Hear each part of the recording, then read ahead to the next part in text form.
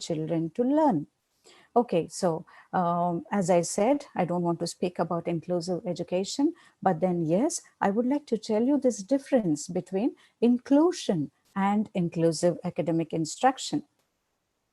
Now, how it is different, I must tell you. When you say inclusion, inclusion means you are adding a set of or separate instructions for the children with special needs. That means they are segregated. Again, the child with special needs is segregated, though they are included in the school. But that is not going to happen with the inclusive academic instruction, where the instruction given in the classroom is to all children at the same time. So right learning happens at the right time to the right students, all at same time under the same roof. I mean to say, in just one classroom, all the children are going to learn at the same time. No child will be left without learning. That's what I meant to say. But otherwise, I tell you again that inclusive education is a very controversial topic, even today, among the parents and the teachers. But the simple idea, we need to think about it in a simple way, that the idea behind is to educate all children, to bring up the children with special needs, to be along with the children without special needs. You got my point. Under one roof, all children are placed without any segregation or separation. Okay, so now the inclusive education rightly speaks. The whole lot of story about inclusive education comes from this picture. I love this picture a lot. So in this inclusive education, we find our classrooms like this. You find on this slide different animals, and the educator over there instructing them and saying that he's going to conduct an examination for all of them. And then what is that examination? That they all have to climb up the tree. So he says, for a fair selection, everybody has to take the same exam. Please climb that tree. He says, uh, he says to all these animals that they have to climb up the tree. Now you think of yourself, can a fish climb up the tree? Can a seal climb up the tree? Can an elephant? No, not at all. But it is a higher ability for the bird and for the monkey present over there. They can do it in a gist and finish off their work. But then, and win the examination or get your achievements as how the educator was expecting. But how about the others? Isn't it?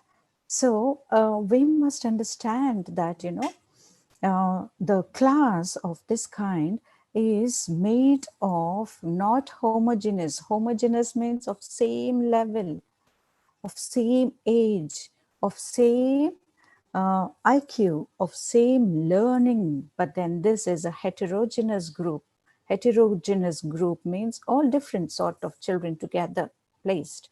So in our regular schools, in the current situation, current school environment, we find different children. A heterogeneous group is always present in every school you take, in whatever school it is, all different because we are all made unique. Our fingerprint even isn't same, like how, no two of us hold the same fingerprint. It's all different. So it's a learning style, and everything of ours is so different. We are uniquely made by the God. So a heterogeneous group struggling to learn for a wide variety of reasons. And in a class, as how I have shown you the slide before, different kinds of animals sitting over there. Now in our regular classrooms also we find children, cute children with all these abilities and disabilities. So there must be a sensory issues child, physical disabilities, emotional or behavior challenges, learning disabilities, or ADHD children, ASD children, even language barriers and lack of appropriate background knowledge. All these sort of children must be present in a single classroom. Now, there is always a chaotic state for an educator how to build up an education or an instruction to all these children, that they get themselves learned something. Now, how I feel that this session would be helpful for you, should be helpful for you. And in that way, my instruction should be I am concerned about your learning more. So, is the educator who is holding all these disabilities in the class is definitely looking for, for this challenging task. But how the educator is unable to do it? That is how many such educators, leaving themselves at a chaotic state, came up with different academic instructions. They came up with different new thoughts and built up certain new educative instructions which are helpful worldwide to every school. So, are these universal design for learning, co teaching methods, differentiated instruction, peer motivated instruction, information and communication technology. This is also an instruction. So, all these instructions are found out by someone, wherein all the educators are going to use them or implement them so that all children with a classroom with diverse needs, with diverse learners, are benefited to address the needs of different learning and thinking learners. All these kind of diverse needs are addressed by this inclusive academic instruction. These are the methods or approaches or strategies we are going to learn today, one after the other. Don't get panic. Each topic has got its own 2 hour session. Like if I take universal design for learning, I can speak on that for 2 hours, co-teaching for 2 hours, like that. But then today you're going to be only getting briefed out about each topic, and we are not going to go to the depths of each topic. So quickly, let me take you around about all these academic instructions. Let us go first with universal design of learning. Universal design of learning. The moment you find universal, the word actually what we use in our daily life, universal design, you must understand there is a lot of difference between that word, what we use individually. Like in now, standard measurements. You all know the standard measurements like units. Which units? Those are centimeters, kilometers, meters. These are all standard. And these standard measurements are universally accepted. See how I brought it into the language. It is universally accepted that the units of measurements are all same from this country to another country, from this corner of the country to that corner of the country. Worldwide, it is accepted.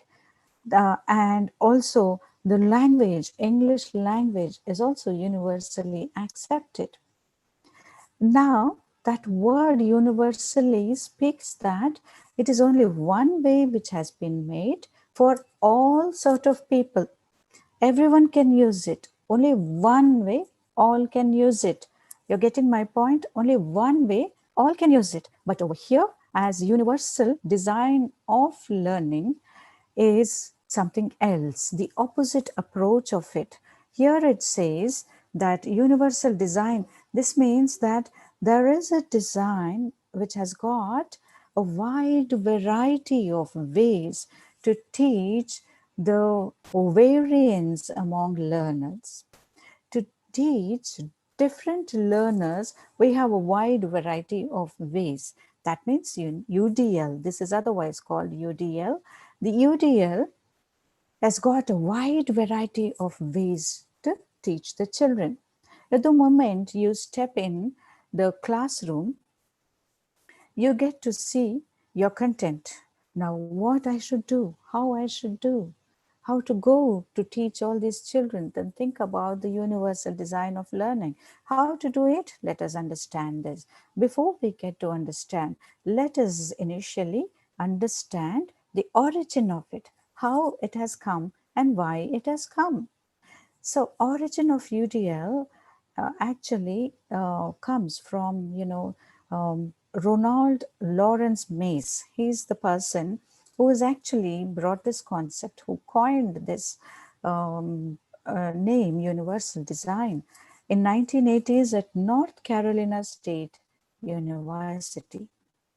Now, a little story about him is known that, this Ronald Lawrence Mays, when he was 9 years old, he contracted polio.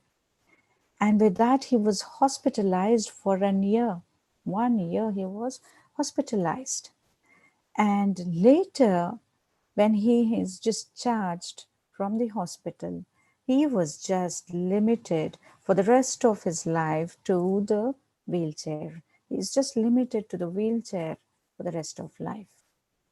That means all his education, everything was, till whatever age he lived, he was on the wheelchair.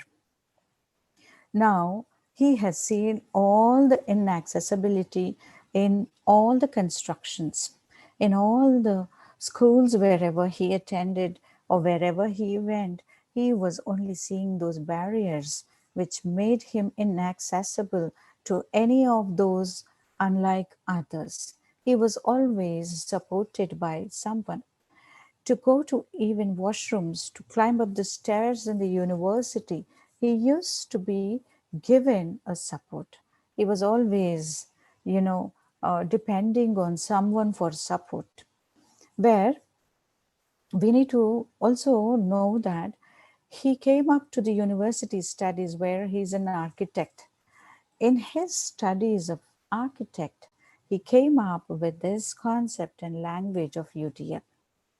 And there at the Center for Applied Special Technology, where it is called the CAST, there the researchers along with him have conceived this as a framework, UDL as a framework.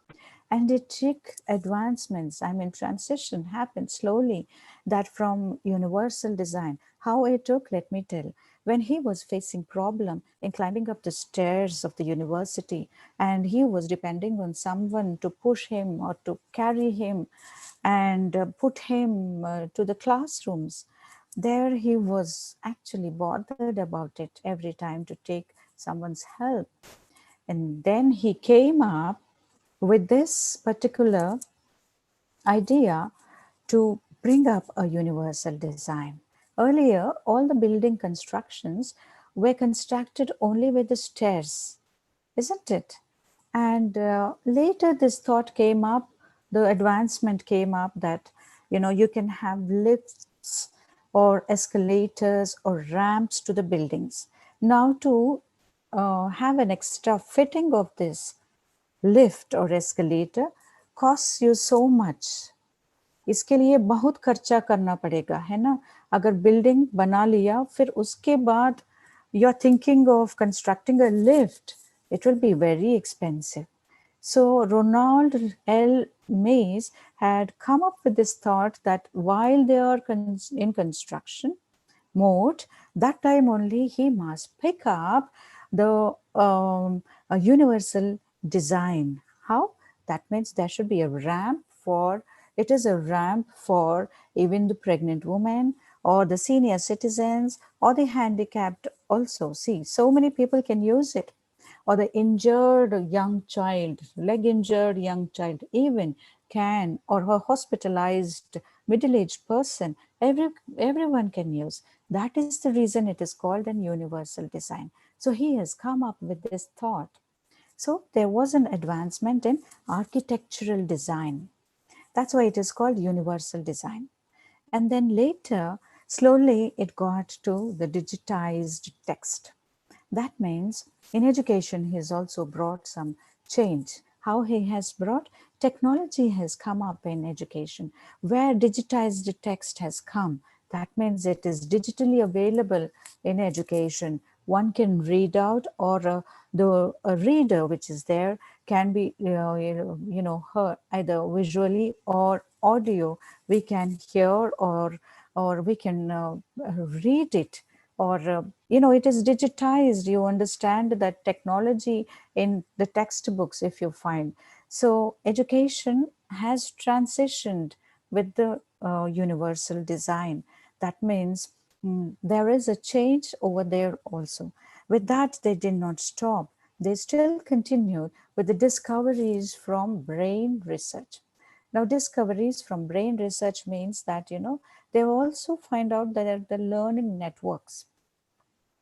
I'm going to tell you about those learning networks, how brain actually takes up learning, how are their networks, how are they working. Those all, we have it further. So this is a brief understanding about Ronald L. Mays. So the next one is that you understand Universal Design for Learning, UDL, is an educational framework. Think of it as a blueprint for teaching students for all walks of life. It's a blueprint.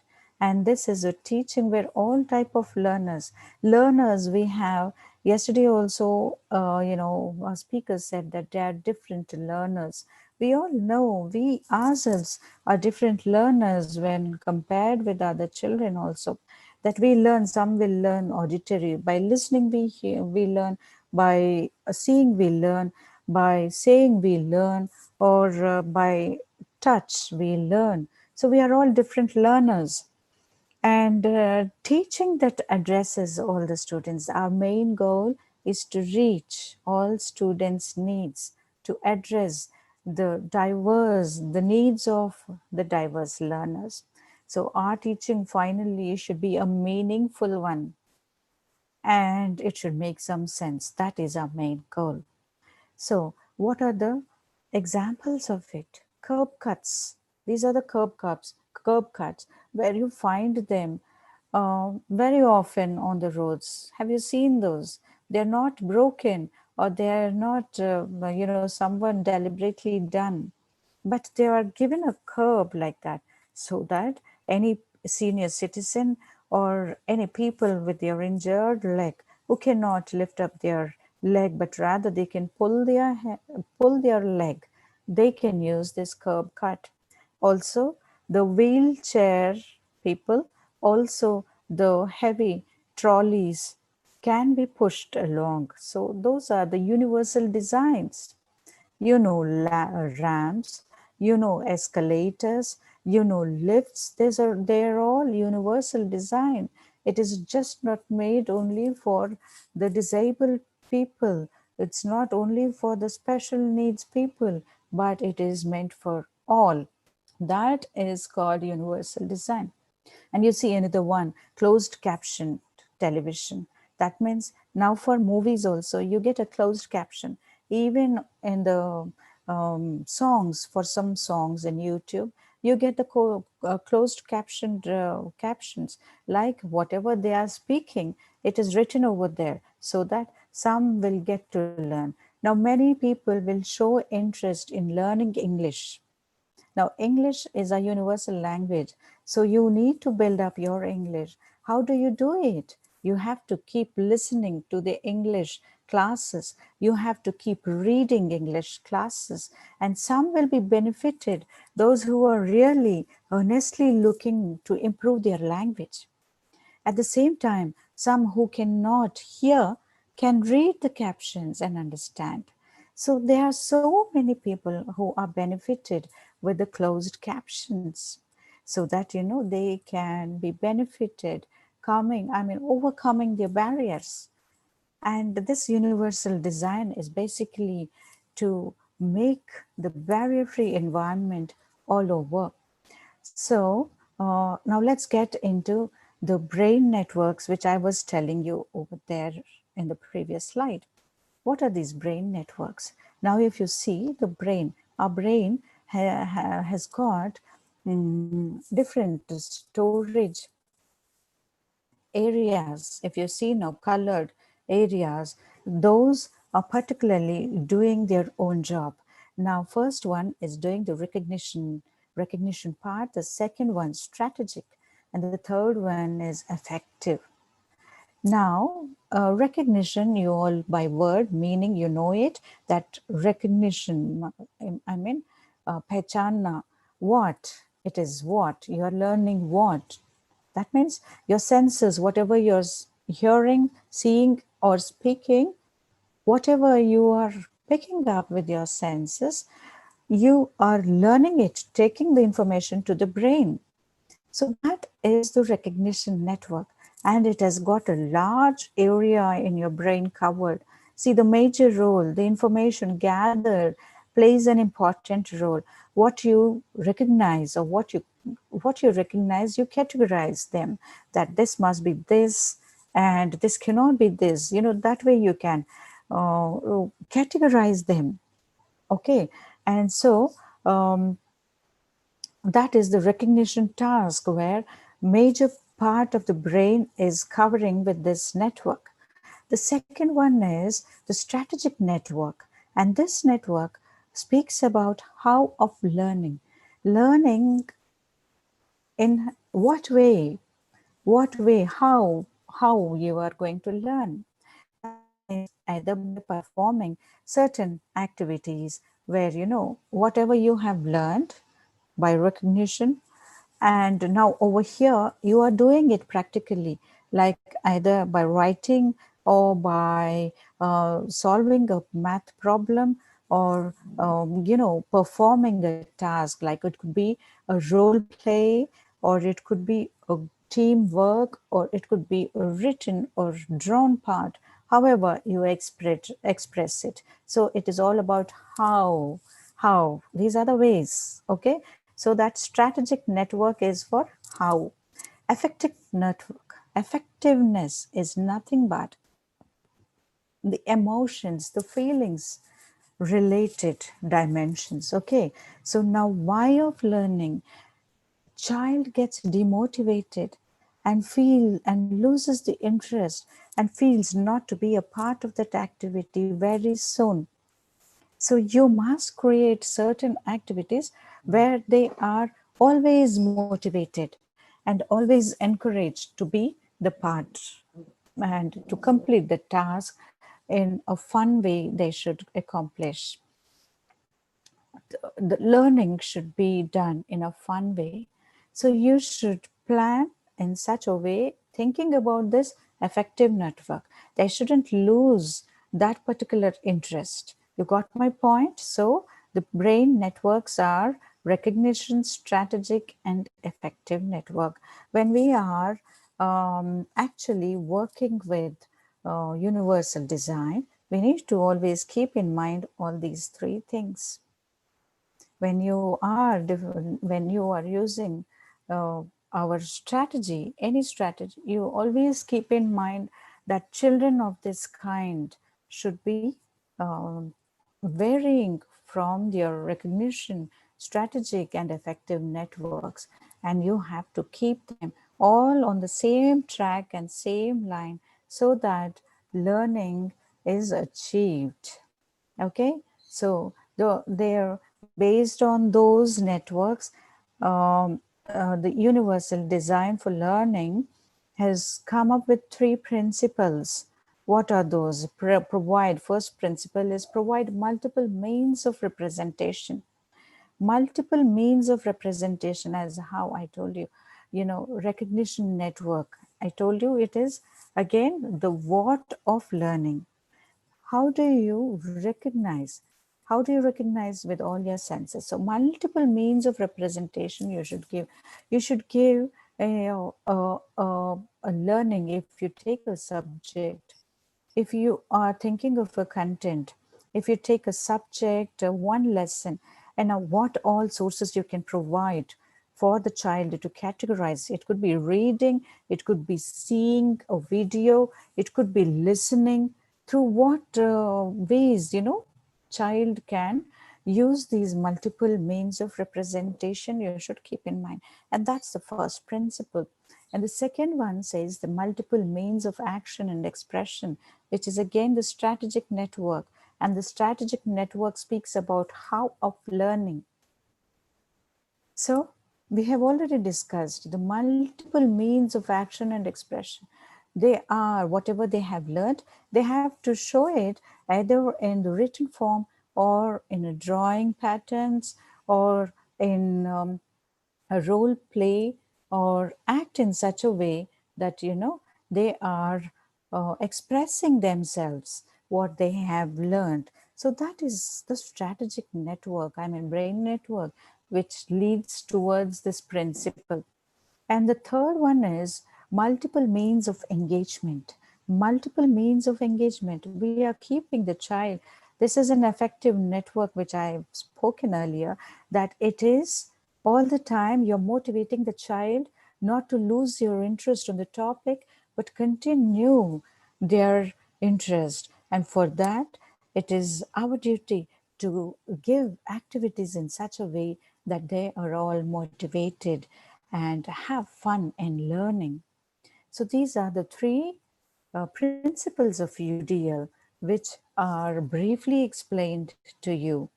So these are the examples of universal design for learning. Now, if you see representation, what all you can show over here? As I told you, sound, music, audio, you can play a video, a closed captioning a video you can show, books and literature, presentation, a lecture, magazines and graphs, as I discussed already. This is just a slide. As I told you, we are all different learners. Okay, so my PPT goes like this, that my font with different colors is all again a universal design, because some of you will, are quick in grasping some colors, some words are registered, some words, our brain catches up some words of different colors. And also we also enjoy the clip arts or the slides which has got colorful pictures or cartoons. That has also a lot of impact in motivating the participants. I hope you are all there, because there is a lot of silence and I'm just going on. Yes, ma'am. We all are listening Yeah, carefully. sir, my voice is okay, right? Yeah, Clear? absolutely fine. Thank you, thank you. So next one is expression, where expression, what are you going to express? How your expectation is towards expression. Drawing, see the whiteboards, you give them to draw and express, asking them to type an essay or write an essay, or even to make a poster, drawings. All these are the examples of expression. Engagement is you are going to make the child not to feel lost, but you give a wide variety of choices for the children to pick up their own self-motivated activities. So you need to understand how they get motivated. For a child who is not at all interested in seeing videos, who cannot pay attention or sit for 5 minutes before TV, if you give the child a video task to to have his learning, it's not fair. The child will not enjoy. You have to be yourself um, um, equipped with the knowledge of the child's interests. You should understand the child readiness. Then you can probably build up the engagement network or the principle. I hope you got this. So engagement, there are also collaborating examples, collaborating teamwork, self-reflecting on choices, real life examples, bringing up or making a collage or taking pictures, music, audio, cues for routines. These are all the examples. So what we understood out of this UDL is there are three primary brain networks: recognition, strategic, affective networks, which are supported by multiple means of representation, multiple means of expression, multiple means of engagement, and how they are connected. You can just see what of learning, how of learning, why of learning. So, this is a brief understanding about universal design for learning. I hope I'm clear with this topic, hoping that I'm moving on to the next slide, co-teaching. This is quite interesting teaching. Okay, now this co-teaching method is a second method which we are going to discuss. So you find two teachers over there. That means co-teaching is happening. What does that mean? Co-teaching is the two teachers working together in the same classroom, sharing their work and doing it in a coactive and collaborative way, helping each other, and both of them do it in such a way that children enjoy learning in the classroom, and every child will be benefited having two teachers in the classroom. Now, how this co-teaching has come up, who has brought this up, is again a question mark, right? But yes, when the legislation came out that no child left behind, when this legislation came up, and all the children are enrolled in the schools. I'm speaking way back in 1970s or 80s, I'm speaking. And those days, with the introduction of IDEA, in individuals with the Disability Education Act, when it has come up, and that's when all these children are made mandatory to be enrolled in the schools, though we in India are still in the process of doing it, but internationally it is mandatory. So when they got these children, then the school management, the teachers are again at a chaotic state, and they are not knowing how to manage these children because of one child, other all children are getting distracted. And how to address the needs of these diverse learners, that is a big question mark. And that is when it is a collaborative invention or a origin that they came up with the co-teaching method, that they are two teachers in one classroom. And let's see what it is. Then co-teaching is an educational approach, and how it is going to be. Two teachers are available in the classroom. It could be a general educator, or it could be a special educator. It could be both general educators, both special educators in the classroom. It could be general educator and a student trainee, like B.Ed students or M.Ed students, accompanied with having a co-teacher who's a qualified teacher as an internship or as a learning, as a part of the practicals. They can be together. In our country, right now in the current situation, teachers co-teaching, we cannot, our schools cannot afford so much. It is quite expensive for a school to afford for two teachers in the classroom.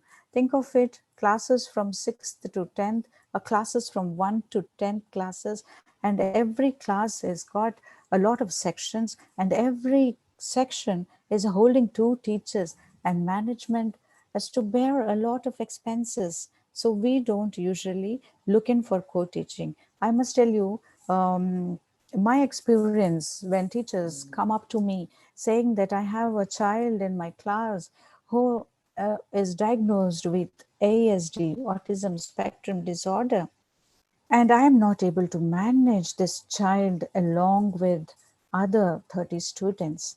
Now it is a pathetic condition for for an educator in the classroom. How can she give attention? She is always looking for a shadow teacher. She understands that yes, this child needs an individual attention. She looks for a shadow teacher, but whereas the school cannot afford so much, it's an expensive affair. Yes, I agree again, where students are there in the colleges like Manovika's college, they're always accompanied. Students are there, teachers are there, and the school is there. So things are possible to have a general educator and a special educator. It could be a trainee, and so they can have some schools and colleges. It is possible, but not everywhere. So I must tell you, it is an interesting educational approach which has been brought up, where two educators together work coactive and coordinative way.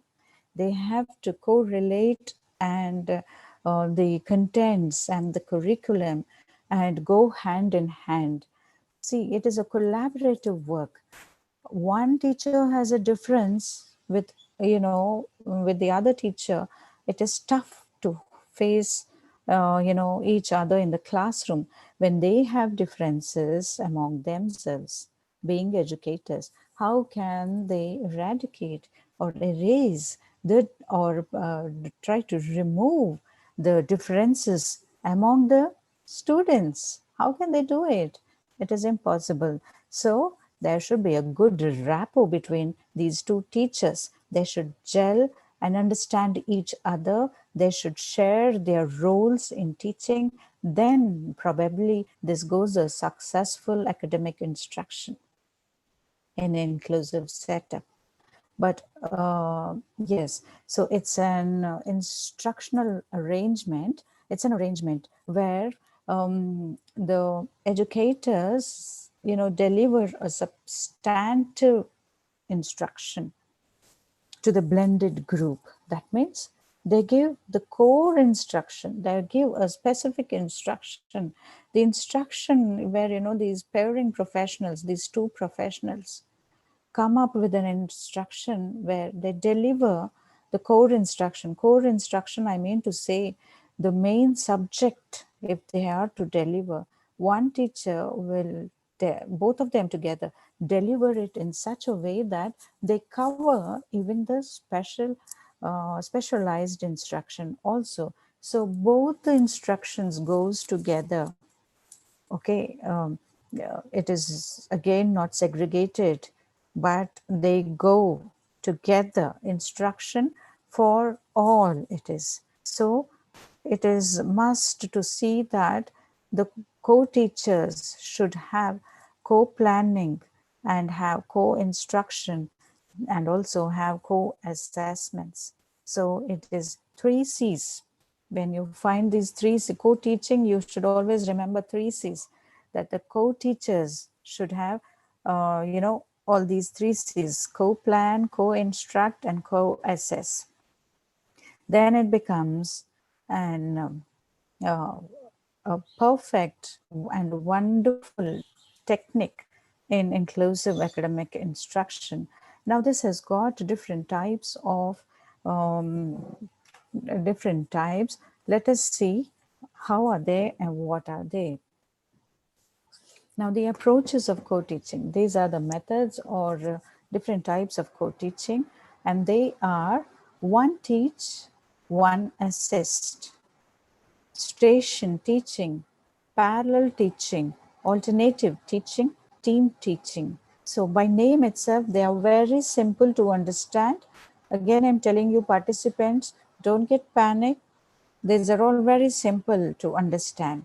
By name itself, you can understand. I know some of you must be bothering for my language, but I'm sorry I cannot bring up my broken Hindi. The moment I bring up, it becomes a funny session and not a perfect session. But yes, um, so one teach, one assist. You can understand this, I think. So let's see one after the other, each one what it has got. So the first one is one teach, one assist. So my slide goes universal design kind. How it is? I placed a picture. The font is bold for everyone to make it. And also I made it so colorful that, each color has got its own representation, and it helps for you to register in your mind also. It helps in registration also. So what you understand over here, one teacher in the picture, you can see one teacher is teaching, the other teacher is assisting. Assisting means what exactly? When you are teaching in a classroom, you find children in between. Ma'am, can we do this? Ma'am, where to write? Ma'am, he's taking my pencil. Ma'am, I don't have a pencil. This is the disruption in the class, which we usually get to see as teachers, isn't it? So when another teacher attends to all those things, all those needs, then the instructions given by another teacher goes on hassle free, smoothly it goes on. Instructions are given in a better way without any disruptions. The instruction planned for that period will be successfully achieved. Okay, so what the other teacher will be doing? She will be visiting all the children who are having different needs. The teacher will assist them where to write, how to write, or what teacher is teaching, which page she is teaching. Every guidance the other teacher will look into. This kind of assistance not only provides help or enrichment to the children, but also classroom management, like the discipline management is perfectly done. So this is all about one teach, one assist. Let's get to the next one, where it is station teaching. The station teaching, by name itself says station, a center, different center. It means you find three stations over there. And one, for this, you can plan it this way, that one teacher is teaching from a book, if you can see. That center where the core subject is taught theoretically, and the next teacher will teach it with the props. Practically, they are going to learn. The other group is the group where students do it all for themselves, independent learning. But also, wherever they need any help, teachers are definitely there to help the children in between. They are monitored with their work. So this is how different stations will be there, organized in a same classroom. It can be in the same classroom, or they can pick up even different places also, but the whole class is divided like this to avoid disruptions, to avoid any sort of disturbances, and pick up the best of the learning and teaching session. Okay, now if you take an example of teacher teaching, there's a globe, so it could be social, and the teacher is teaching about the lesson. It could be either the earth or the globe, where this teacher is practically showing, another teacher is practically showing it. Pay attention towards the picture. You yourself will understand what is station teaching. Okay, so finally we understand what is station teaching is. It is a teaching where the classroom is divided into various teaching centers.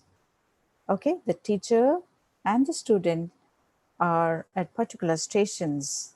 Okay, the next one is parallel teaching.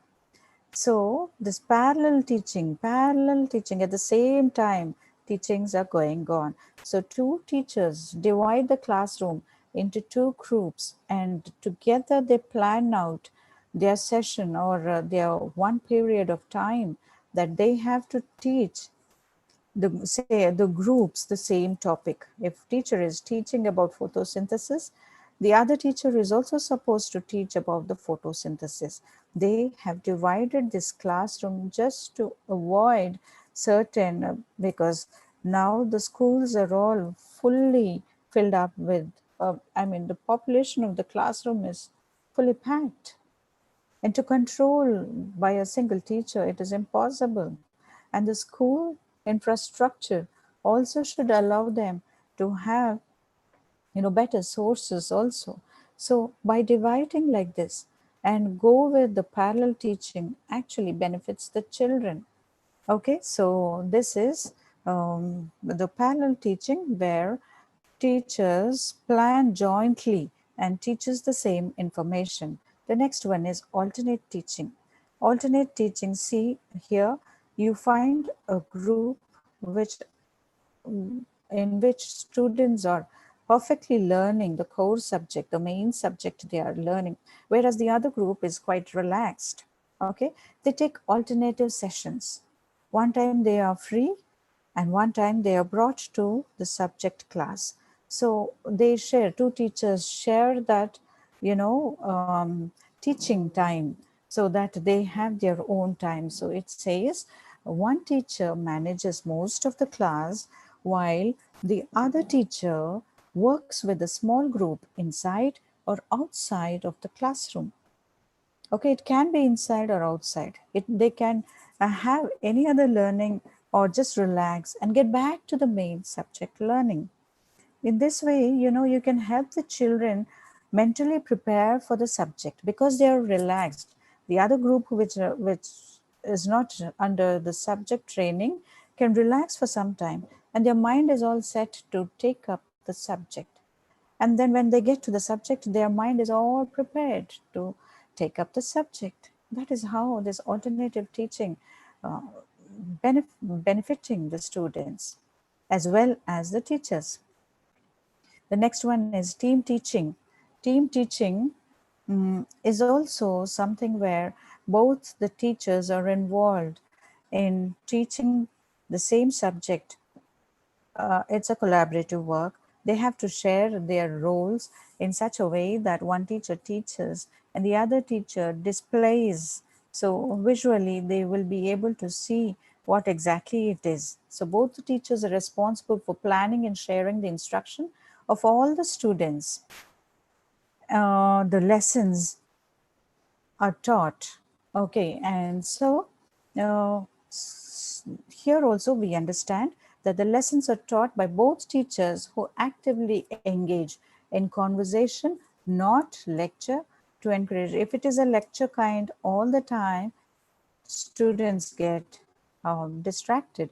Not only students, we at this age also get distracted. Now I know that you are all on this portal listening, but hardly uh, very few must be concentrating on the topic, and others have already, you know, deviated from the topic. I'm sure about it. And to pull the attention, usually I pick up some activities when I am in my physical sessions. But over here on this portal, we are not in a position to take up. But otherwise, these lecture, you know, these the lecture methods are quite boring because the psychological researchers found that the attention span, you know, doesn't continue too long for us. Attention span limits only till 20 minutes, not beyond that. So, but then, yeah, both teachers are actively involved in the management of the lesson and discipline. So, this is how, you know, how I am trying to pull your attention is with my slides only. Like it is colorful with the pictures. Maybe you would like to see the picture and may not be wanting to listen to the boring lecture, but then maybe with the gist of the picture, you will be understanding what exactly the slide or the topic is brought to. Okay, so the next one. So this is the last one, team teaching. And here we end with the co-teaching methods. And now we enter, this is the third one where differentiated instruction it is. To understand this differentiated instruction, we need to again understand how it has come up and why it has come up. Third one, I mean the agenda, where we have learned till now, want to remind you, till now we have learned universal design for learning. And the next one is co-teaching methods, and now it is the differentiated instruction. Now differentiated instruction, to understand this, again we need to go back to those days where it was only uh, one room and one teacher with so many different levels of students, different ages, different learning styles. I mean, all sort of different learners in just one room. And those schools, those days were called one room schoolhouse, isn't it? And after that, slowly, transition in education took place. And then what came up? Grading schools have come up. And grading schools have really come up to this understanding that similar students learn in a similar way. Same students learn in the similar way. So this, similar age students learn in the similar way. So this was the understanding with the transition which is brought up, but then this worked on while it is still in the teaching sides, and this continued. This continued for some time, but again, when again little of transition took place, and their achievement tests have come up. I think in 1912, achievement tests have come up. The results of it revealed that there are gaps in learning. All the students are not able to score that good marks. All the children who found to be alert in the classroom are unable to put it on a paper. So the teachers understood that there is difference in learning. So they, after that, it is not ended till there.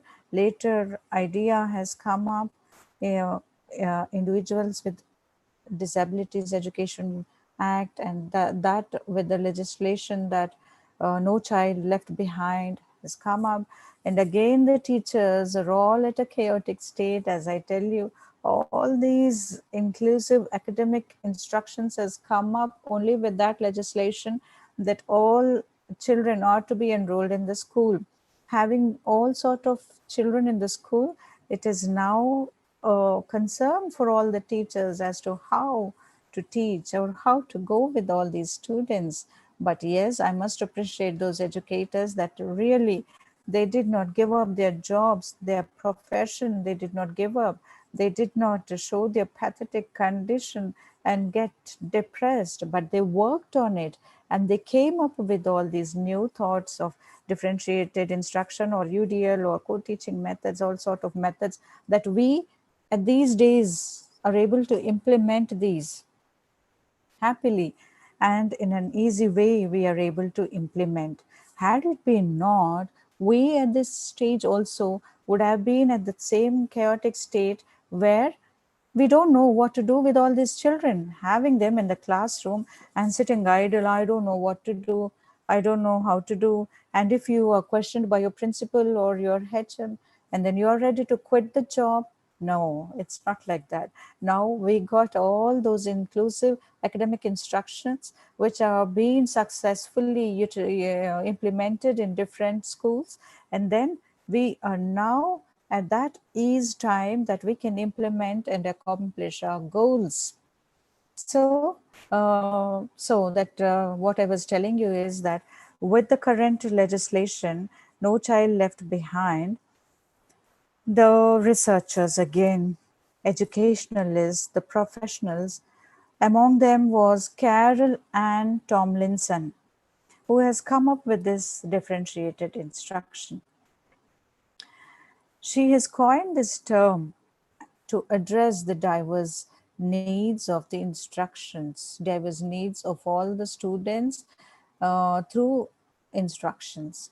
So to address the variance among learners, to respond the variance among learners, differentiated instructions. Now to understand, um, we are having different students in our classroom, isn't it? As we said, the first slide of mine was already telling you what sort of minds we will be having in the classroom. Some will be different needs, educational backgrounds must be different, language abilities, language barriers, educational background. Some must be coming from a different background where it is very difficult for them to be on par with the other children. Some with higher abilities, some with lower abilities, some with different attention spans, and some children come with different educational backgrounds. So, how to handle all these things? So, that is when, having all these differences in the class, Carolyn Carolyn Ann Tomlinson has come up with this differentiated instruction.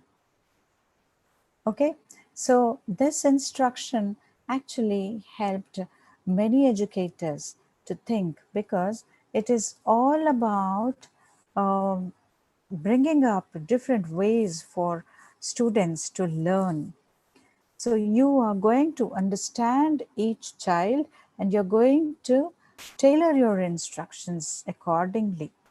So it is a technique which is used by the educators. It's an approach which addresses diverse needs of the diverse learners. It is to bridge the gap wherever they are lacking. To bridge that gap, we use this differentiated instruction.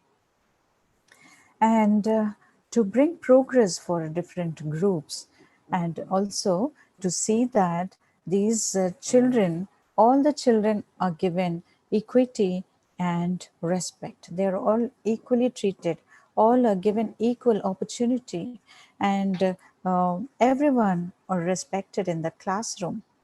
So exploring different ways, the educators have to explore different ways.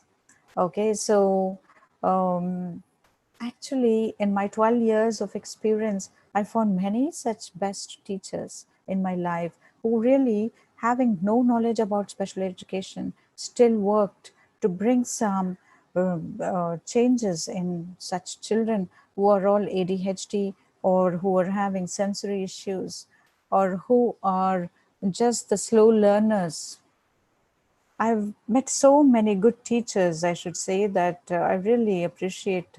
I never hold my appreciation. If I am to appreciate someone, I never hold myself. I straight appreciate them. So they come up because our own experience, the moment we get into the classroom, if we are into a professional ethics, we carry our ethics that I'm a teacher and I have to teach these children at any cost. If you're determined with such thought that the child should learn and go something today, if you are determined in that way, definitely your reflection or your thoughts actually stimulates, and then you will find yourselves in a better way than these approaches. Some new approach you can bring up. So is our lives involved in this noble profession, I should say. After doctors, teachers, I feel this is a noble profession, and I love to do justice for this profession. I don't like to miss out anything. So we ourselves get into that, exploring of different ways, so that you find, some ways for children to get into learning. When I worked as a special educator, many children, I give that confidence. If you have any difficulty in learning, please walk to me. I will find the solution for you. Let me try. But then I never had any set of rules or set of instructions or bookish styles of learning. I never had. I just see the child, and when the child comes up with their ways, or with their own learning difficulty, then I find a solution somehow that the child has learned and goes back safely. And I thank God for that kind of knowledge He has given me, that I can give that comforting or that learning in my own space. So we should ourselves get explored in such a way, having all that professional ethics among ourselves, which makes us be the best of whatever we are. So now we understood that we have to differentiate, the instruction. Now, what to differentiate in your instruction? As a teacher, you're going to teach a lesson, right?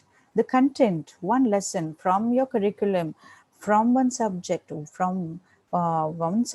you will pick up one lesson, and that one lesson, how you are going to differentiate is your consent. The content is to be differentiated, process should be differentiated, learning environment should be differentiated. Now, if you take one lesson, that is the content, how you're going to differentiate your instruction. Now, what are all the different ways you're going to give a child to learn?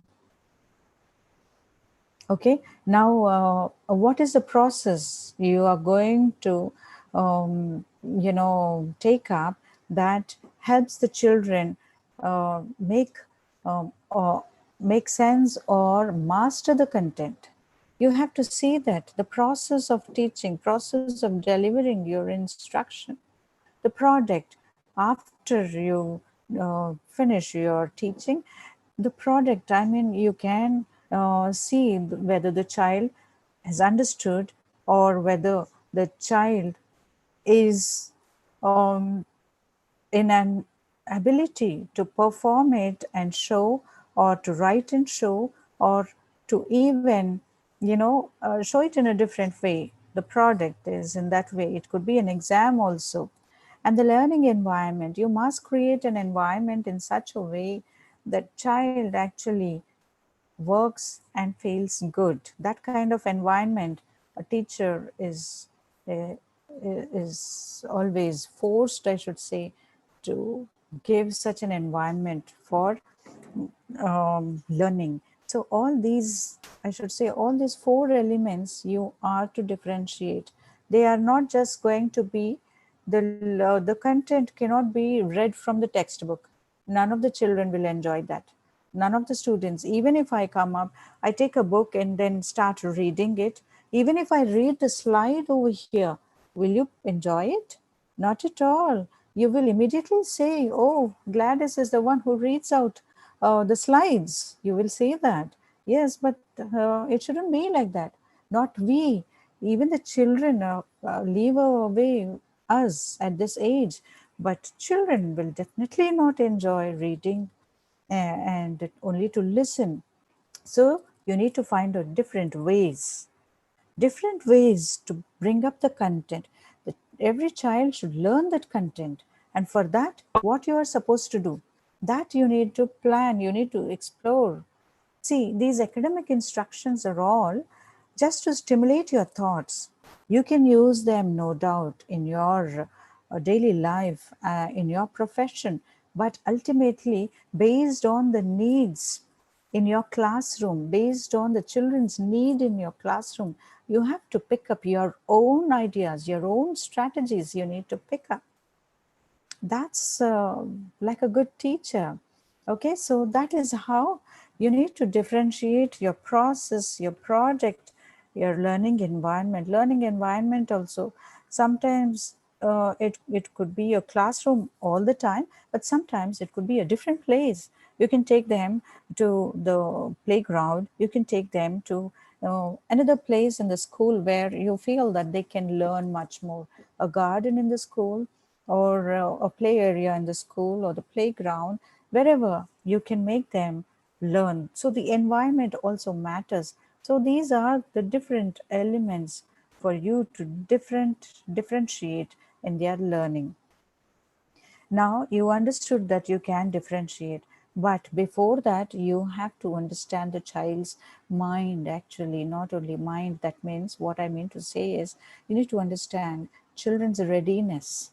Unless the child is ready, you cannot pull an unwilling horse, the unwilling horse to the pond. You know that story, right? A pond which is not thirsty, you are just going, a horse, a horse, an unwilling horse, you cannot pull that horse to the pond. You feel that it is thirsty and it must drink water. You keep pulling that horse to the pond, but it is not willing to, it is not thirsty, and it is very difficult. So, when you're differentiating, not knowing the child's readiness, child's interest, and child's learning profile, how do you be successful in your differentiated instruction strategy?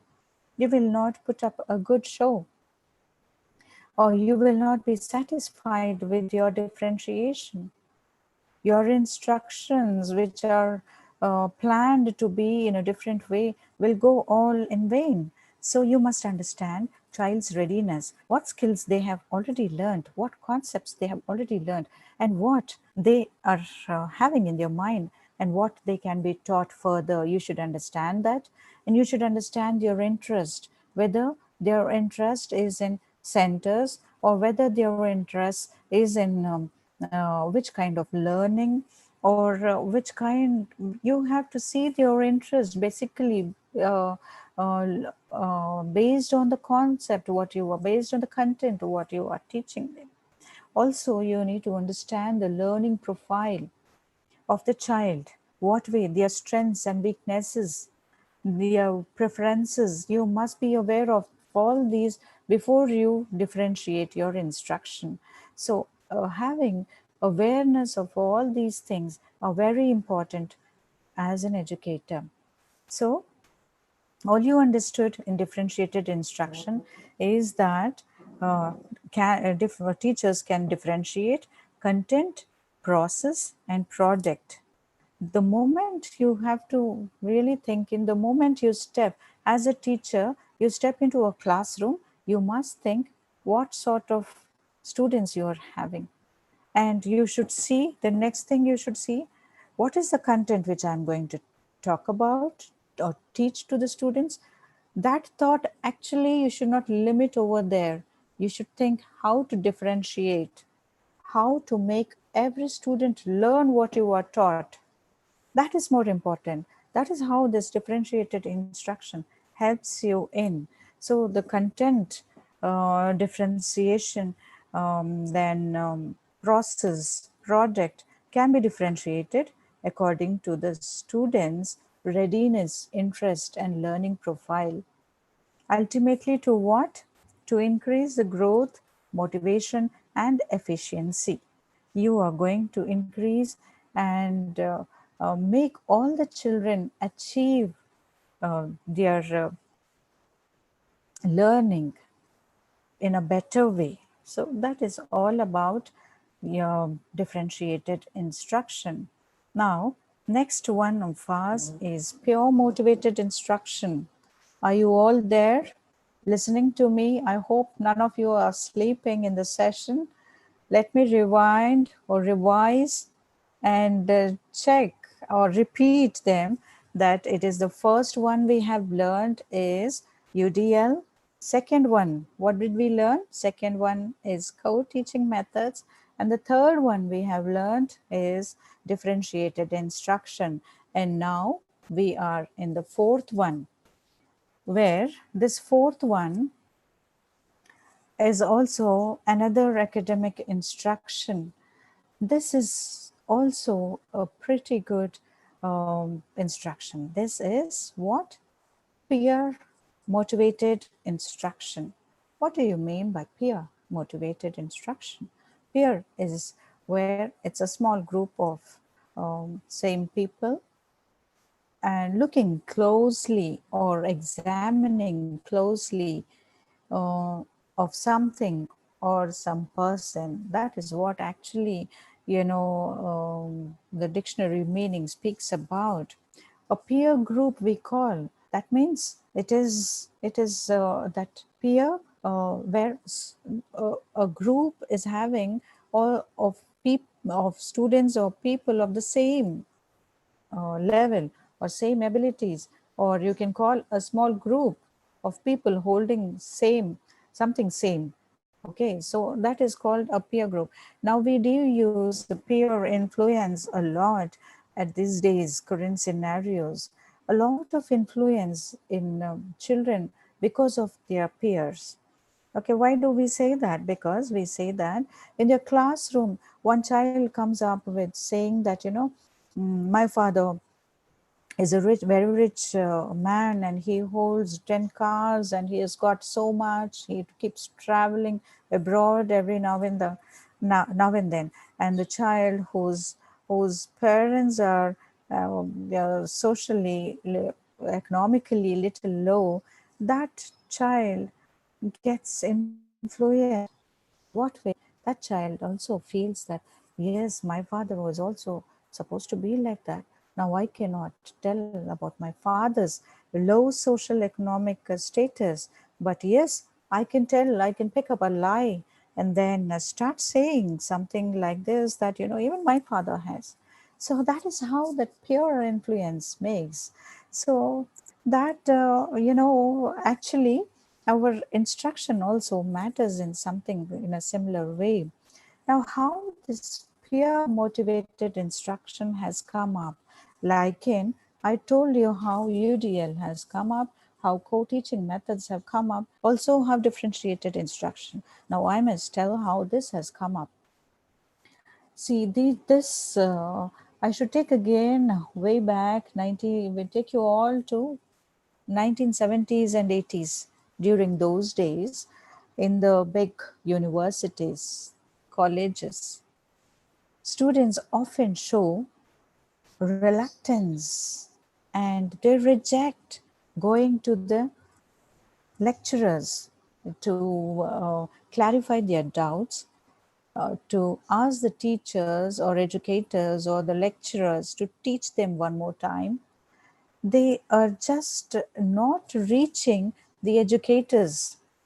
Why they are not reaching? For the simple reason that it is an extra work or a time waste thing. They feel that it is a time waste thing, and they don't get to meet. They don't want to meet, in fact, any lecturer in the college campus where teachers are sitting and waiting that children should come, students should come and ask for some doubts, and we are ready to clarify. None of the students used to reach educators in the college campus. Slowly, their achievements have fallen down. None of the students were succeeding in their college classroom environment. This actually bothered those days lecturers, the faculties were actually bothered about this, and they took it seriously. Among them, one Mr. Bruffy in 1986 has come up with this thought of peer motivated instruction, because though they are calling the students to come, and then the teachers were inviting those students, come and I will teach you, but then none of them turned to be over there. So Mr. Bruffy had brought up this peer motivated instruction, where two of their students or a group of students can work together, of the same age, of the same classroom, of the same group, of the same subject, can be clubbed together, and their learning happens. Okay, so this is actually an evidence based technique where students are engaged overall all the time with a guided practice. We can practically see if if we give children that opportunity for them to work as a teacher, they really enjoy doing it. Don't you feel that? In your house also, if you find two children, their siblings, maybe siblings, they are given a role to take up, as a leader, class leader, or as a teacher, and the other student as a student. They play like a game, and then they learn a lot. So this is the idea behind that. They themselves of the same age, or even older to them, can children together, what is meant to say, that they learn together in a pretty good manner. It helps them. So this is a recommended strategy. It helps them overall in learning perfectly, where they can share their own understanding or the subject knowledge. So with these pictures also, you understand that they are happily learning with each other. So this is peer motivated instruction, and it also has got types of it, of uh, but only two of them we are going to learn in this. But before that, so we need to understand that peer tutoring is a flexible teaching strategy, and over here it is in between tutors and tutees. They are academically not benefited, but overall they are benefited It is not limited only towards the classroom growth, but yes, they are developing, or they are the, having a growth in their overall daily life, or social skills, or their behavior skills. So more skills are actually reformed by using this peer tutoring, because it is among the children, among the students, among their same age, they are getting to learn. So they have a lot of understanding. They don't hesitate in clarifying their doubts. So it is, the groups also are based on the ability level, skills level, or their age level also. So it overall helps the children to develop in their functional behavior, social, academic skills. Okay. So the struggling students, every class has got all sort of students, right? You find a dull student and a brighter student. If you make a pair between these two, brighter student will be asked to teach the dull student. Obviously, the brighter student will become more perfect.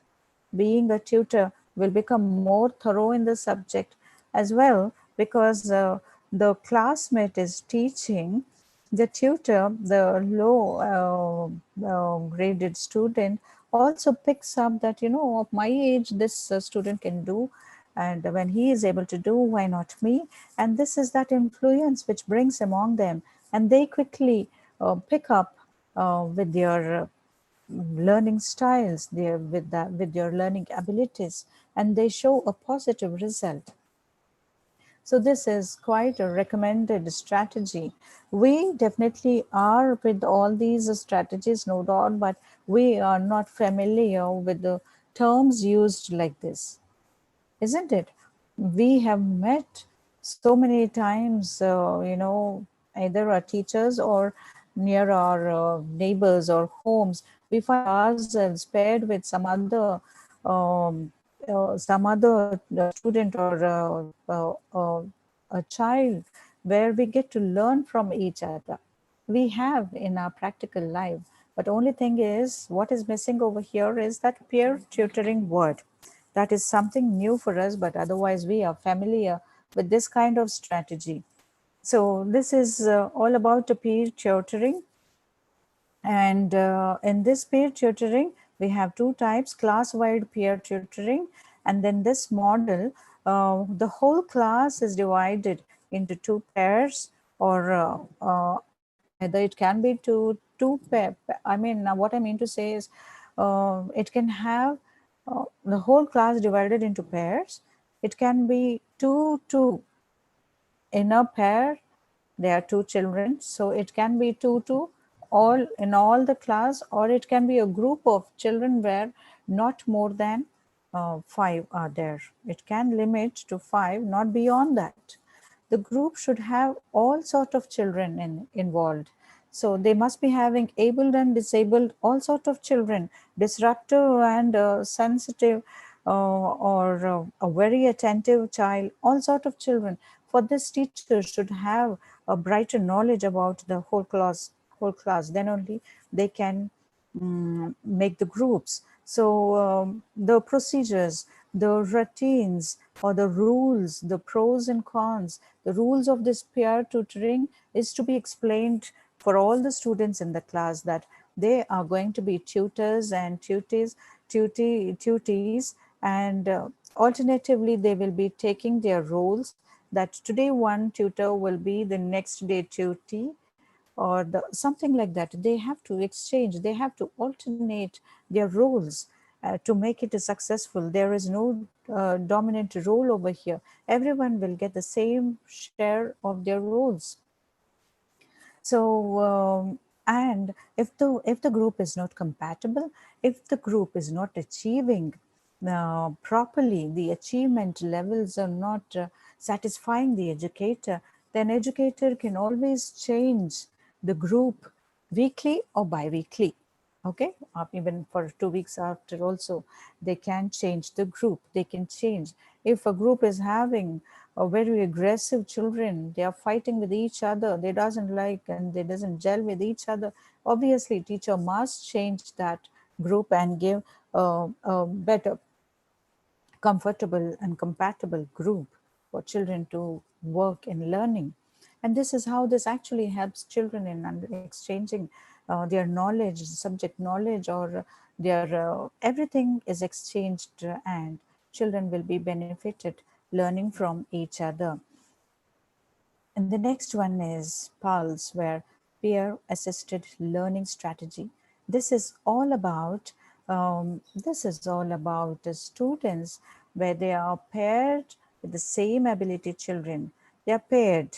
That means the group. It is not a group of 4 or 5, but it is only pairing the children, where both the children will be exchanging their subject or their knowledge or their understanding, whatever is being allotted in the class. One must be, for example, one student must be very bright in math and the other must be very bright in science. So the brighter student in math will be teaching the other student who is lower towards the math ability. So that child will be benefited from the brighter student. So they work as tutor tutee. One time, one child will be tutor, the other child will be tutee, one child the other. So they exchange their roles and they exchange their subject knowledge also. So this is actually beneficial for all the students. So in this way, we come to an understanding that it is a recommended strategy. It works. It really works. That we should go with this kind of strategy where children learn very fast. If you give a role for a student to teach like a teacher, they happily do this. This is our own understanding and practical experience. Okay, so this is all about peer tutoring. And now I have come to the end of the approaches or the agenda. This is the last but not the least. This is the ICT, which I'm speaking about. This is information and communication technology as an instruction used in the classroom. Now, we find worldwide in every school there is ICT, school wise, diverse ICT tools are used. Different ICT tools are used in the school. You find them right from reception, even I should say from the school gate, I should say, because CC cameras will be there from the gate. Then comes next to the reception front office where a lot of ICT devices, the computers or the mobiles or the cameras or the laptops, all are there to the next to the academic section, next to the principal room or HM room, and next to the accounts, and next to the classrooms. So in school, in diverse ways, these ICT tools are used. Set of ICT tools are used, and this ICT actually replaced the blackboard with its integrated or interactive smart whiteboards. Interactive smart boards are available as of now. So the century we are living in now, we are having a boon in this ICT. Now, take our example. We are in this pandemic times where we are locked in our houses, unable to move around, but yet we are all connected and learning still is happening, is only because of this technology which has come up, isn't it? We are still learning certain things. The schools are still running online. The classes are going on. Learning is happening. Assessment is going on. Everything is happening because of the technology. So it is an integral, it plays an integral role in teaching and learning, and it has replaced so many of our conventional or traditional ways of teaching children. get so much involved all by their interest. They sit before the system, they sit before their whatever gadgets they have, and they learn themselves. It could be subject or it could be exploring something new. They learn it very fast. So we get to understand that this ICT helps in many ways in school, every school, that to create, to communicate, to disseminate. I mean, to spread anything, spread the news or spread the information, or to manage and store the information or the data collected.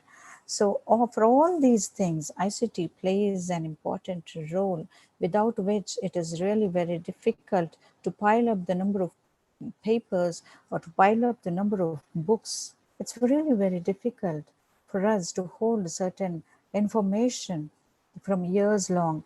But now it has replaced by with this ICT.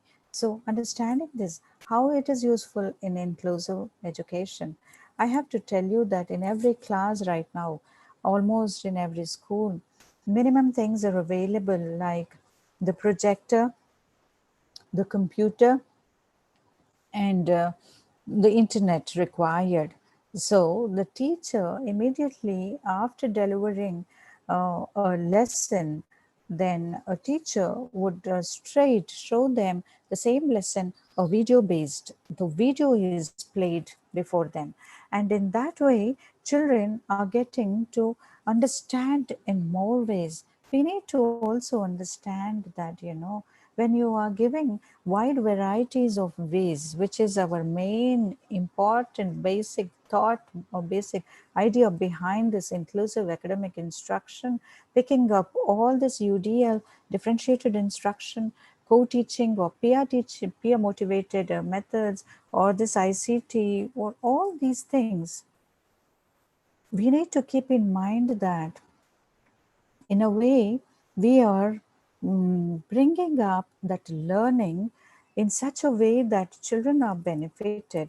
And how we are going to do that is that, our brain carries the information by seeing, by using all the five senses we are using, by seeing, by hearing, by smelling, by speech, and by touch. Even hands-on activities actually help. So all these, the information is taken to our brain, and when the information is collected in more regions of the brain, the same information, like as I was discussing with you, a lesson is taught by the teacher, and immediately of the same lesson what has been taught from the textbook, a teacher will play a video about it. Then what teacher is trying to see that some visual learners will be learning, some children with the act played, with the pictures, with the colors, with the cartoons, what they have learned is something else that they are registering in their mind. So all these senses are involved. Maybe after that, teacher will be giving an activity to do for themselves. So with all these senses involved, brain is storing more information in the same storage. Okay, and when this happens, the cross referencing or interconnecting about the same topic happens in the brain. And when you just give one clue, the child will pick up the subject very fast and will respond to the clue what you have given. I hope you understood that, you have to give different ways for the children to understand. That is our main basic understanding about this inclusive academic instructions. We are not supposed to limit ourselves with only one method. We have to explore to different ways in teaching. That is when you find, you know, the changes in you can bring differences in children's lives also. Our main goal is to remove this inaccessibility and bring access and opportunity for all the children under the same roof and at the same time. Okay, so this is what we are able to do, and there are so many software specially developed for um, classroom instructions. There are so many, devices used in the classroom. It could be e-readers, it could be laptops, it could be many Google Forms, what not are there as of now, that teachers can pick up all those, and then they are learning with the system, I mean the technology more, and children are quickly learning all these things. And so otherwise also they are much interested in expression also. They gain that confidence toward the subject, and they also develop this communicative ability in a very bold way or a confident way. They are able to uh, face the challenges in the world with the knowledge in the ICT. So gained through ICT, I mean to say. So the children are able to accomplish the task, taking their own space and space, and they work, and they love to do, in fact, rather than the regular. Now I should tell you, all the children are enjoying online classes now, because they are not only on the Zoom classes, they also operate other things in the class during the class time when the class is going on. I know many of you people are also involved in such thing, that though you are listening, maybe you are also chatting on WhatsApp, because this app is as such that you can also chat in WhatsApp. I confidently speak about that, that many of you must be chatting also in WhatsApp. So there are so many ways that the technology gives us to get involved. The whole day, if you are given a mobile and made to sit in one room, you will probably enjoy the whole day, not complaining about any boring time or any loneliness or anything. You will absolutely enjoy your own time. And now, so I would also tell you that this ICT, much more about it, you all know pretty well.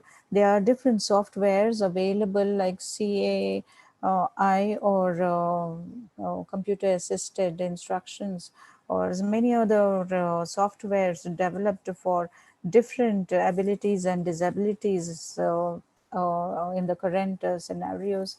They are readily available. It is very easy to pick up certain lessons from YouTube or Google, any stuff readily available for all the teachers. They hassle without any hassle. They can just have a smooth going in their instruction, and pick up a very new ways in bringing up inclusive academic instruction as a successful instruction in their teaching level. I don't speak about the school wise, but individually, you yourself should equip yourself with these thoughts. You should instill yourself with the thoughts, the professional thoughts, ethics thoughts, that I'm a good teacher and I am equipped with a lot many strategies, and I can handle every student with any sort of disability or ability or any kind of problems. I can face all those diverse learners. That is the kind of confidence you need to build up. And that brings actually a comfortable zone for any child to come to you and to learn many things. I have seen also in many schools Byju's, app or that equipment in the schools there, where they are provided laptop. No, those are. Those are iPads or tablets. I'm not sure about it, but then there is a classroom specially made for Byju's where they learn it, and there are certain classrooms where smart whiteboards are available, where teachers doesn't hold even the markers in their hand. They just have to digitally, draw with their finger, or they can just drag and pull already available fingers. They're smart. They're interactive. They speak the lesson. They themselves does. They are even replacing the teachers also.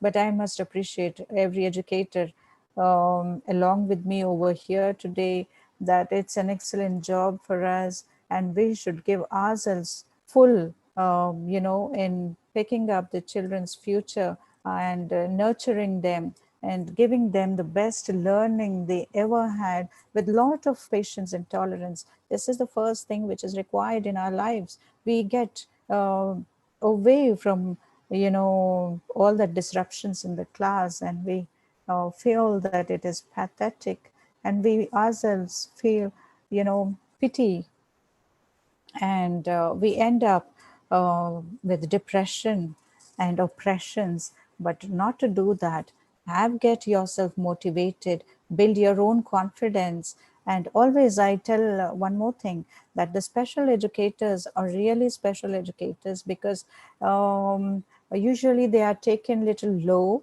with their knowledge, but then you yourself build yourself in this mind that being, I was also a simple educator. I hold a general B.Ed, but then as a special educator, I carry much more. I can deal the regular class as well, and I can handle the special children.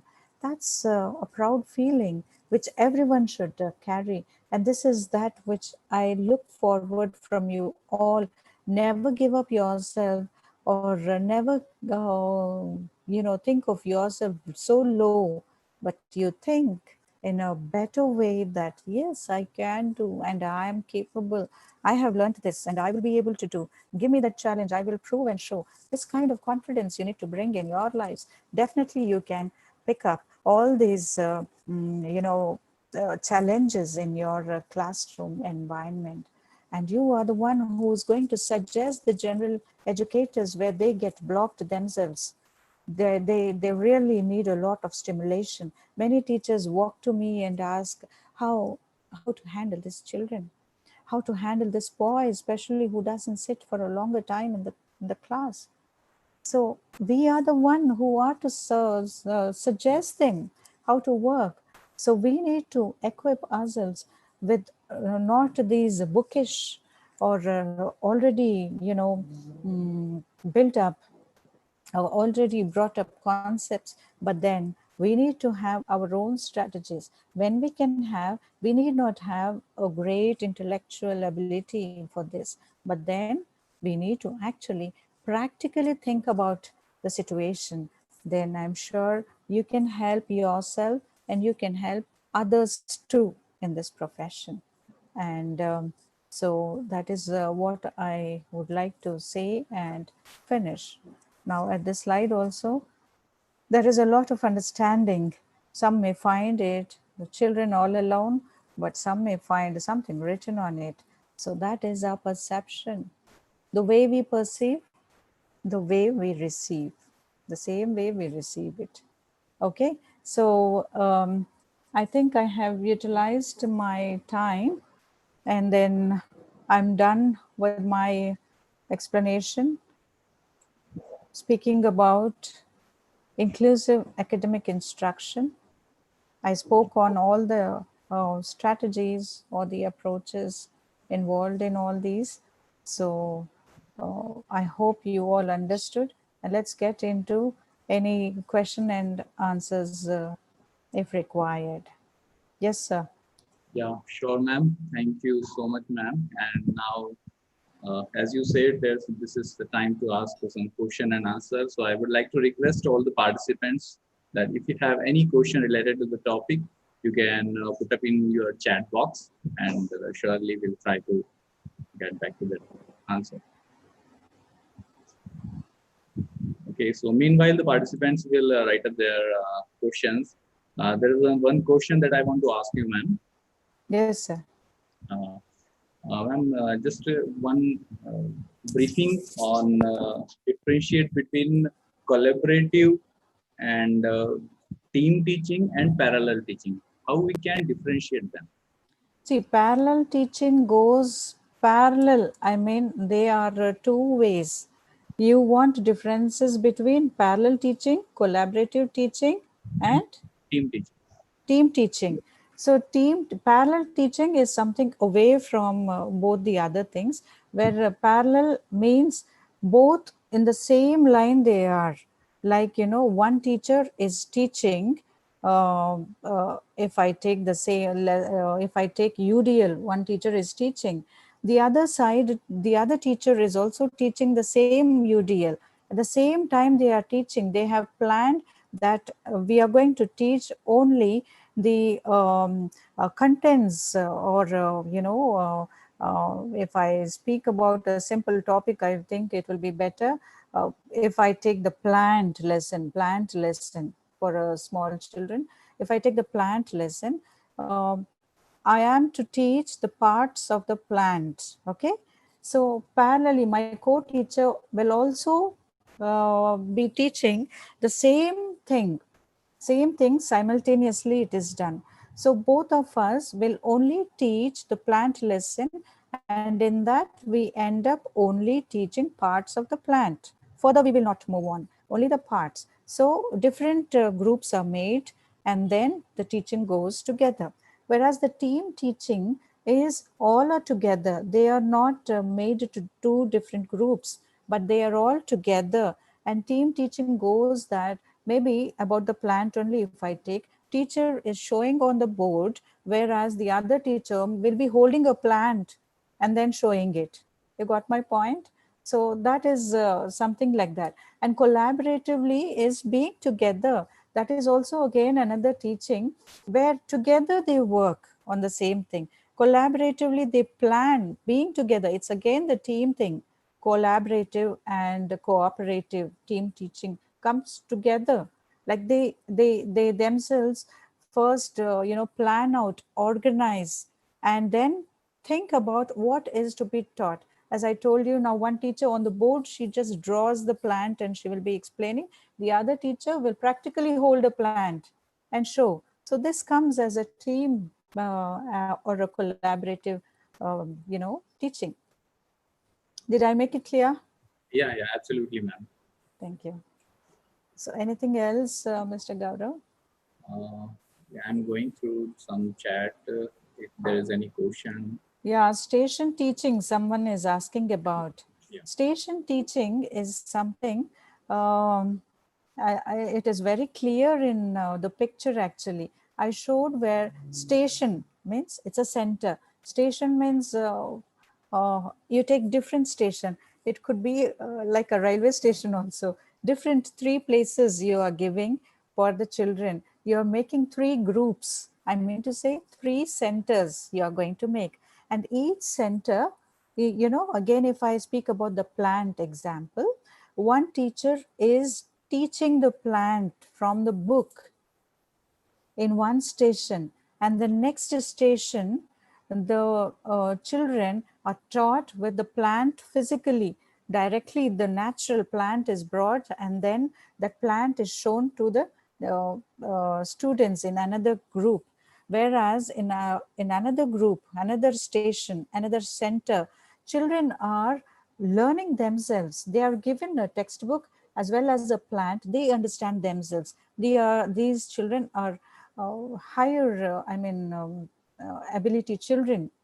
So those children who needs more understanding are into the second station. These stations can be interchanged sometimes based on their abilities. Also these CAD centers can be prepared as how higher, average, and lower abilities you can station them as well. Otherwise also you just make a group of three, and then make but the one group should have the higher ability children where they perform themselves, where they do understand things independently. No doubt teacher will be monitoring them, but yet they can do themselves. That is how it is. A station, someone asked me to explain the station teaching. I hope you got that. Anything else? Uh, yeah, ma'am, it's very clear to all the participants, I think. Okay. Uh, there's one question. Yeah. Sorry, I'm taking time here. No, no, no, sir, I'm here to do that. That's okay. Is the peer concept or the peer tutoring in the class-wide peer tutoring method can we include the children with different, like multiple disability? No, see, they said that, uh, of the same ability they are to be paired. Okay, so if the children are with, different disabilities are there, maybe they are not going to implement this particular PALS, like peer assisted learning. So that will be a difficult thing, because in this teaching, in this kind of an instruction, children are only paired with the same ability they mentioned. So we cannot use for those children. Maybe even if you use something else, simple things can be given, where a child with the multiple disability is paired up with a child with the physical disability child, wherein the child can exchange something with each other based on their abilities only. We need to actually and carefully plan out. Before planning, before pairing, or before grouping the children, an educator should actually understand what actually gives them a meaningful or a sensible learning. Then only we should group them. Without that, we cannot. Yes, we can do, but then we have to understand what is that minimum learning should be there. Now, from the disabled children, you cannot expect on par with the other children that they should learn the same thing what the other children are learning. The disabled children can learn. If it is a plant, again I'm speaking about the plant, at least they can recognize out of all the other items in the classroom, this is a plant. That is just enough. That minimum learning is required in the class. So then you will feel satisfied as an educator. Yes, these disabled children are even taught what is a plant. They can recognize and generalize anywhere that it is a plant. So that kind of a disability team you can make.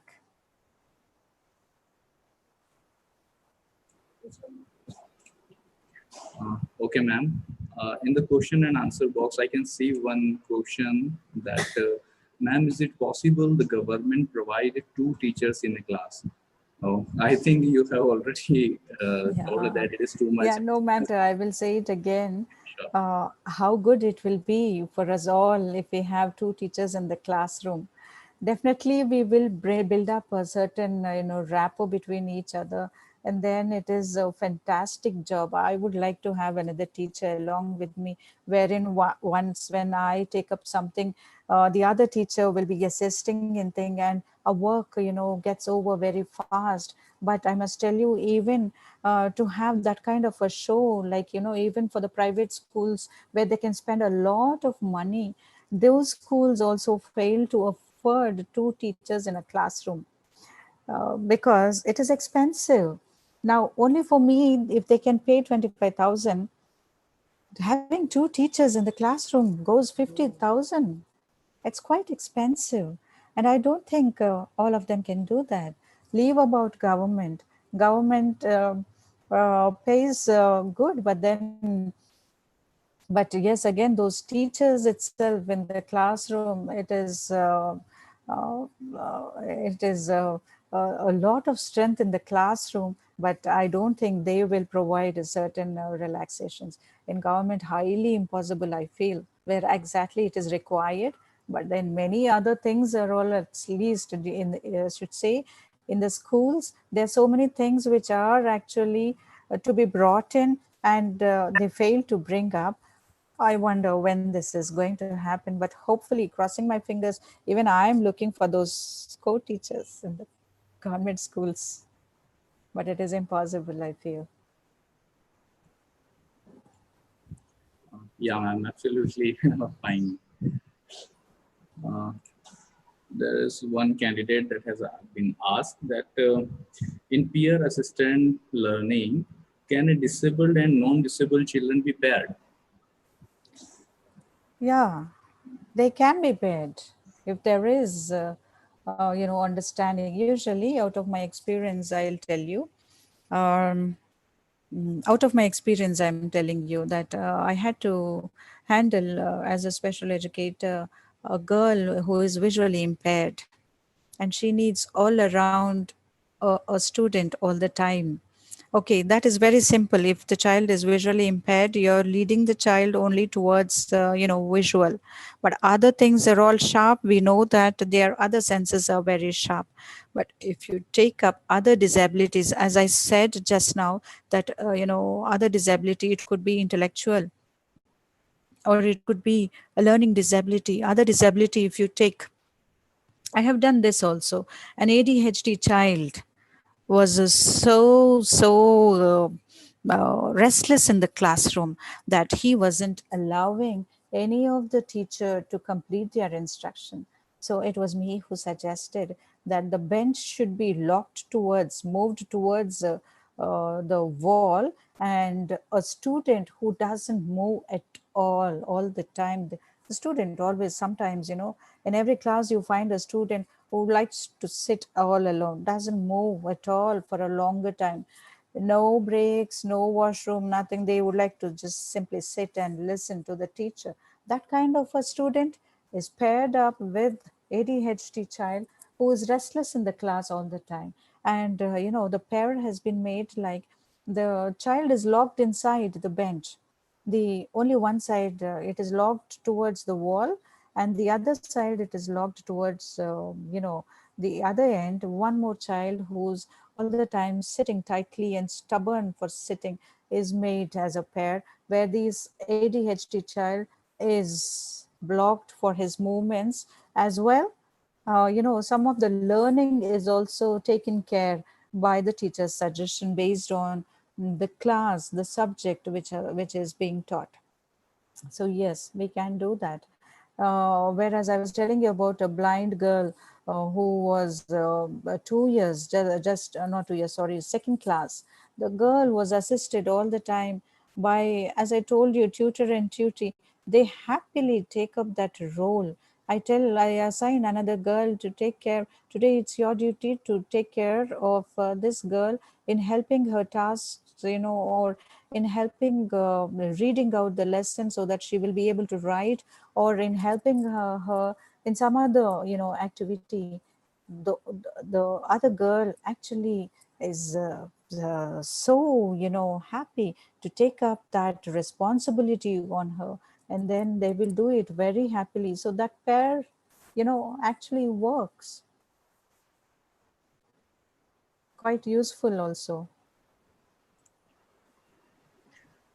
Ma'am, now I'm going to ask the last question of the session because though the query may be large, so we will try to get back all the answers of the questions through your mails or something like that. So now the last question that I'm going to put is how an alternative teaching method is fruitful for the learning purpose, for a Is good fruit. learning. I did not get you. One more Uh, time, please. for How a the good alternative teaching is fruitful for a good learning method for the learners. for the learners, you mean to say? Yeah. Why not? See, in a class, what the teachers are doing is they are, alternatively taking up. One teacher is taking up one subject, I mean, in the same subject, one topic. And alternatively, they take the rules of teaching, so that helps both ways, the students as well as if I show the picture, I think you will be able to understand more. But actually it is very useful, and it is a simple way that alternatively teachers take that group in teaching. If I take again the example of plant, one particular teacher in one group is teaching the parts of the plant, and the next teacher is going ahead with the next steps, must be saying about the uses, or what else in the plant. You can say the uses of plant you can take, or you can understand the germination of the seed in the plant. That kind of another the continuation of the same lesson is being taught by another teacher. And now they rotate themselves, either the group or the teachers alternatively take up their roles and then teach. And that is quite helpful, because it is all working in a smaller groups. There is less disruption, and also teacher is also not burdened with the small groups, where teacher is also not all the time obstructed with their teaching, because there will be a lot of, disturbances in the class, as I told you that a student in between starts raising their hands, starts speaking something irrelevant, starts keep moving and disturbing others, and these things they can avoid. And their planned curriculum, their lesson which is planned, they will go and finish their planning, their way they organize it, they do it so perfectly, and they achieve whatever they have planned. That is more important, so it is quite useful using this alternative teaching. Yeah, thank you so much, ma'am, to give the questions, to give the answers of all the questions that has been raised by the participants. So by concluding this session, today's session, I would like to thanks to you, ma'am, from the behalf of both the organizations to put up your valuable effort and time both. And yeah, to all the participants, once again, thank you so much to joining on the continuing series. This is the fifth day. So we will be get back to you tomorrow with another topic and with our new resource person. Till then, we will end up the session today's now. Till then, goodbye. Thank you so much. And thank you, ma'am, once again, on behalf Thank of you, all the sir. Thank participants. you for all the team and the participants. Thank you so much. Okay.